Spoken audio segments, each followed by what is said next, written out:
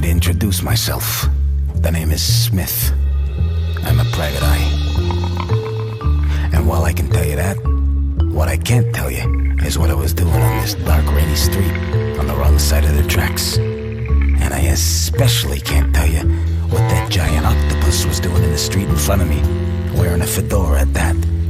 Sure, the streets were wet, but a giant sea creature here on land, and in this part of town, it didn't add up. You don't ask questions when a massive mollusk comes towards you. Its breath reeking of squid.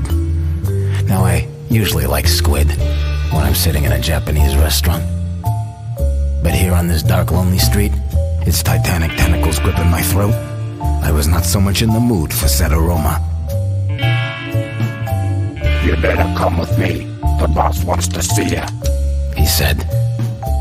Now when an oversized cephalopod grabs you and beckons you to go see the boss, you comply. Well, there he was, in a darkened warehouse space. The gargantuan mollusk in the corner. And I came face to face with the big man. Now you don't want to see the boss under any circumstances, you dig? Under any circumstances. But especially not with an immense octopus in the room eyeing you menacingly and breathing the odor of inky invertebrates in your general direction. Good thing I had a pouch of Big League Chew in my pocket. Everybody loves Big League Chew.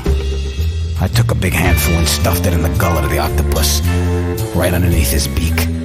And as he began to chew the bubble gum, the pink bubbles started to emanate not only from his mouth, but also from his suction cups on his tentacles.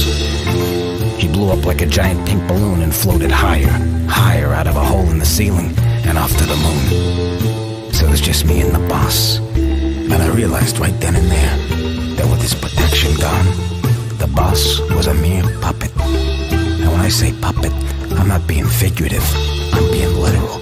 A marionette puppet. Craning my neck upward into the shadows, I saw on a rafter above a tiny mouse holding the strings of the marionette. Luckily I had a rubber band in my back pocket. I pulled it out and shot it ceilingward at the solar plexus of the rodent, who plummeted to his dusty demise on the floor at my feet. He looked up, breathing his last gaspy breaths, and said, "Avoid a life of crime and stay in school."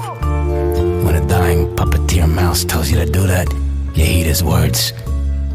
I matriculated at Ohio State, got a master's in library science, and the rest, as they say, is history.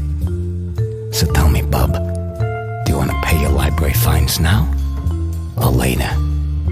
Eventually, you gotta pay. We all